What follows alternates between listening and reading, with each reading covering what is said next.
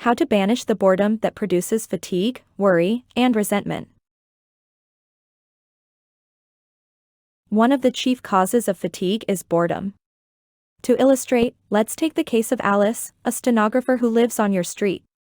Alice came home one night utterly exhausted. She acted fatigued. She was fatigued. She had a headache. She had a backache. She was so exhausted she wanted to go to bed without waiting for dinner. Her mother pleaded. She sat down at the table. The telephone rang. The boyfriend. An invitation to a dance. Her eyes sparkled. Her spirits soared. She rushed upstairs, put on her Alice blue gown, and danced until 3 o'clock in the morning, and when she finally did get home, she was not the slightest bit exhausted. She was, in fact, so exhilarated she couldn't fall asleep.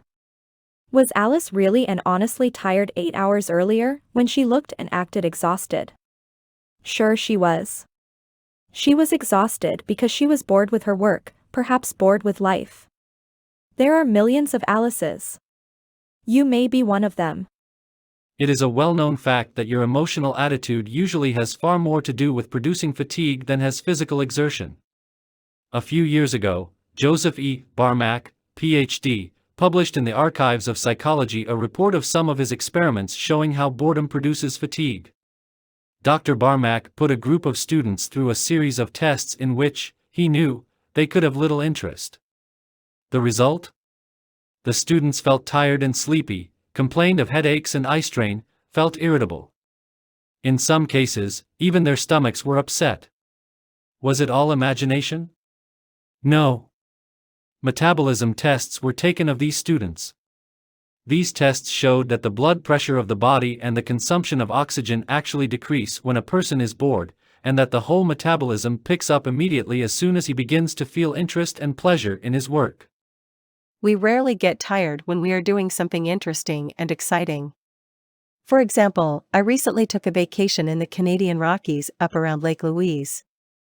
I spent several days trout fishing along Corral Creek, fighting my way through brush higher than my head, stumbling over logs, struggling through fallen timber. Yet after 8 hours of this, I was not exhausted. Why? Because I was excited, exhilarated. I had a sense of high achievement, 6 cutthroat trout. But suppose I had been bored by fishing, then how do you think I would have felt?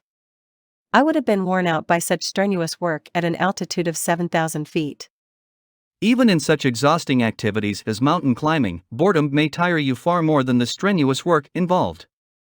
For example, Mr. S. H. Kingman, president of the Farmers and Mechanics Savings Bank of Minneapolis, told me of an incident that is a perfect illustration of that statement.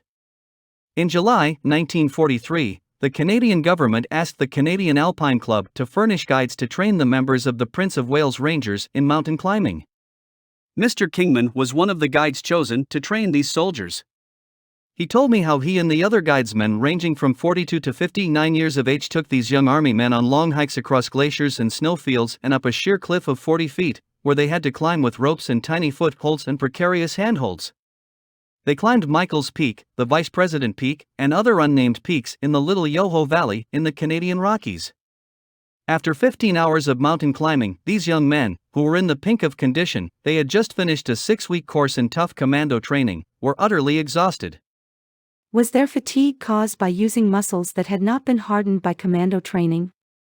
Any man who had ever been through commando training would hoot at such a ridiculous question. No, they were utterly exhausted because they were bored by mountain climbing. They were so tired that many of them fell asleep without waiting to eat. But the guidesmen who were 2 and 3 times as old as the soldiers were they tired? Yes, but not exhausted. The guides ate dinner and stayed up for hours, talking about the day's experiences. They were not exhausted because they were interested. When Dr. Edward Thorndike of Columbia was conducting experiments in fatigue, he kept young men awake for almost a week by keeping them constantly interested. After much investigation, Dr. Thorndike is reported to have said, "Boredom is the only real cause of diminution of work. If you are a mental worker, it is seldom the amount of work you do that makes you tired. You may be tired by the amount of work you do not do." For example, remember the day last week when you were constantly interrupted? No letters answered. Appointments broken. Trouble here and there. Everything went wrong that day. You accomplished nothing whatever, yet you went home exhausted and with a splitting head. The next day everything clicked at the office. You accomplished 40 times more than you did the previous day. Yet you went home fresh as a snowy white gardenia. You have had that experience. So have I. The lesson to be learned? Just this: our fatigue is often caused not by work, but by worry, frustration, and resentment. While writing this chapter, I went to see a revival of Jerome Kern's delightful musical comedy, Show Boat. Captain Andy, captain of the Cotton Blossom, says, in one of his philosophical interludes, "The lucky folks are the ones that get to do the things they enjoy doing. Such folks are lucky because they have more energy, more happiness, less worry, and less fatigue. Where your interests are, there is your energy also." Walking 10 blocks with a nagging wife can be more fatiguing than walking 10 miles with an adoring sweetheart. And so what? What can you do about it? Well, here is what one stenographer did about it. A stenographer working for an oil company in Tulsa, Oklahoma. For several days each month, she had one of the dullest jobs imaginable, filling out printed forms for oil leases, inserting figures and statistics. This task was so boring that she resolved, in self-defense, to make it interesting. How? She had a daily contest with herself. She counted the number of forms she filled out each morning, and then tried to excel that record in the afternoon. She counted each day's total and tried to better it the next day. Result? She was soon able to fill out more of these dull printed forms than any other stenographer in her division. And what did all this get her? Praise? No, thanks. No, promotion. No, increased pay. No, but it did help to prevent the fatigue that is spawned by boredom. It did give her a mental stimulant. Because she had done her best to make a dull job interesting, she had more energy, more zest, and got far more happiness out of her leisure hours. I happen to know this story is true, because I married that girl. Here is the story of another stenographer who found it paid to act as if her work were interesting. She used to fight her work, but no more. Her name is Miss Valley G. Golden, and she lives at 473 South Kenilworth Avenue, Elmhurst, Illinois. Here is her story, as she wrote it to me. There are 4 stenographers in my office and each of us is assigned to take letters from several men. Once in a while we get jammed up in these assignments, and one day, when an assistant department head insisted that I do a long letter over, I started to rebel. I tried to point out to him that the letter could be corrected without being retyped, and he retorted that if I didn't do it over, he would find someone else who would. I was absolutely fuming. But as I started to retype this letter, it suddenly occurred to me that there were a lot of other people who would jump at the chance to do the work I was doing.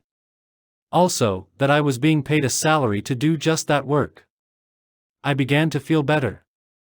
I suddenly made up my mind to do my work as if I actually enjoyed it even though I despised it.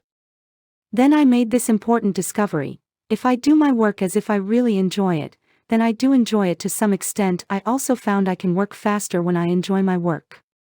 So there is seldom any need now for me to work overtime. This new attitude of mine gained me the reputation of being a good worker. And when one of the department superintendents needed a private secretary, he asked for me for the job because, he said, I was willing to do extra work without being sulky. This matter of the power of a changed mental attitude, wrote Miss Golden, has been a tremendously important discovery to me. It has worked wonders. Without perhaps being conscious of it. Miss Valley Golden was using the famous as if philosophy.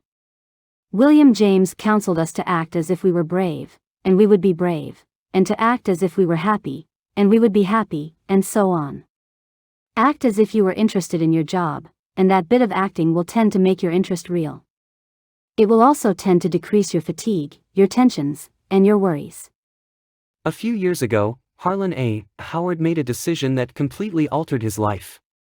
He resolved to make a dull job interesting, and he certainly had a dull one: washing plates, scrubbing counters, and dishing out ice cream in the high school lunchroom while the other boys were playing ball or kidding the girls. Harlan Howard despised his job, but since he had to stick to it, he resolved to study ice cream: how it was made, what ingredients were used, why some ice creams were better than others. He studied the chemistry of ice cream, and became a whiz in the high school chemistry course. He was so interested now in food chemistry that he entered the Massachusetts State College and majored in the field of food technology. When the New York Cocoa Exchange offered a $100 prize for the best paper on uses of cocoa and chocolate, a prize open to all college students, who do you suppose won it? That's right. Harlan Howard. When he found it difficult to get a job, he opened a private laboratory in the basement of his home at 750 North Pleasant Street, Amherst, Massachusetts. Shortly after that, a new law was passed. The bacteria in milk had to be counted. Harlan A. Howard was soon counting bacteria for the 14 milk companies in Amherst, and he had to hire 2 assistants. Where will he be 25 years from now? Well, the men who are now running the business of food chemistry will be retired then, or dead, and their places will be taken by young lads who are now radiating initiative and enthusiasm. 25 years from now, Harlan A. Howard will probably be one of the leaders in his profession, while some of his classmates to whom he used to sell ice cream over the counter will be sour, unemployed, cursing the government, and complaining that they never had a chance. Harlan A. Howard might never have had a chance either, if he hadn't resolved to make a dull job interesting. Years ago, there was another young man who was bored with his dull job of standing at a lathe, turning out bolts in a factory. His first name was Sam. Sam wanted to quit, but he was afraid he couldn't find another job. Since he had to do this dull work, Sam decided he would make it interesting. So he ran a race with the mechanic operating a machine beside him. One of them was to trim off the rough surfaces on his machine, and the other was to trim the bolts down to the proper diameter. They would switch machines occasionally and see who could turn out the most bolts. The foreman, impressed with Sam's speed and accuracy, soon gave him a better job. That was the start of a whole series of promotions. 30 years later, Samuel Vauquelin was president of the Baldwin Locomotive Works. But he might have remained a mechanic all his life if he had not resolved to make a dull job interesting. H.V. Kaltenborn, the famous radio news analyst, once told me how he made a dull job interesting. When he was 22 years old, he worked his way across the Atlantic on a cattle boat, feeding and watering the steers. After making a bicycle tour of England, he arrived in Paris, hungry and broke. Pawning his camera for $5, he put an ad in the Paris edition of the New York Herald and got a job selling stereopticon machines. If you are 40 years old, you may remember those old-fashioned stereoscopes that we used to hold up before our eyes to look at 2 pictures exactly alike. As we looked, a miracle happened. The 2 lenses in the stereoscope transformed the 2 pictures into a single scene with the effect of a 3rd dimension. We saw distance. We got an astounding sense of perspective. Well, as I was saying, Kaltenborn started out selling these machines from door to door in Paris, and he couldn't speak French. But he earned $5,000 in commissions the first year, and made himself one of the highest-paid salesmen in France that year. H.V. Kaltenborn told me that this experience did as much to develop within him the qualities that make for success as did any single year of study at Harvard. Confidence. He told me himself that after that experience, he felt he could have sold the congressional record to French housewives. That experience gave him an intimate understanding of French life that later proved invaluable in interpreting, on the radio, European events. How did he manage to become an expert salesman when he couldn't speak French? Well, he had his employer write out his sales talk in perfect French, and he memorized it. He would ring a doorbell, a housewife would answer, and Kaltenborn would begin repeating his memorized sales talk with an accent so terrible it was funny. He would show the housewife his pictures, and when she asked a question, he would shrug his shoulders and say, "An American, an American." He would then take off his hat and point to a copy of the sales talk in perfect French that he had pasted in the top of his hat.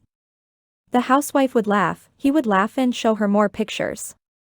When H.V. Kaltenborn told me about this, he confessed that the job had been far from easy. He told me that there was only one quality that pulled him through, his determination to make the job interesting. Every morning before he started out, he looked into the mirror and gave himself a pep talk. Kaltenborn, you have to do this if you want to eat. Since you have to do it, why not have a good time doing it? Why not imagine every time you ring a doorbell that you are an actor before the footlights and that there's an audience out there looking at you? After all, what you are doing is just as funny as something on the stage.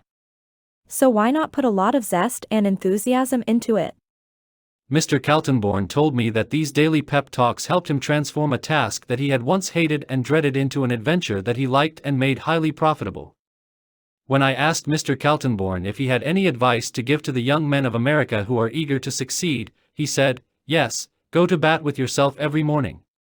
We talk a lot about the importance of physical exercise to wake us up out of the half-sleep in which so many of us walk around. But we need, even more, some spiritual and mental exercises every morning to stir us into action. Give yourself a pep talk every day. Is giving yourself a pep talk every day silly, superficial, childish? No, on the contrary, it is the very essence of sound psychology. Our life is what our thoughts make it. Those words are just as true today as they were 18 centuries ago when Marcus Aurelius first wrote them in his book of Meditations. Our life is what our thoughts make it. By talking to yourself every hour of the day, you can direct yourself to think thoughts of courage and happiness, thoughts of power and peace. By talking to yourself about the things you have to be grateful for, you can fill your mind with thoughts that soar and sing. By thinking the right thoughts, you can make any job less distasteful. Your boss wants you to be interested in your job so that he will make more money. But let's forget about what the boss wants. Think only of what getting interested in your job will do for you. Remind yourself that it may double the amount of happiness you get out of life, for you spend about 1/2 of your waking hours at your work, and if you don't find happiness in your work, you may never find it anywhere. Keep reminding yourself that getting interested in your job will take your mind off your worries, and, in the long run, will probably bring promotion and increased pay. Even if it doesn't do that, it will reduce fatigue to a minimum and help you enjoy your hours of leisure.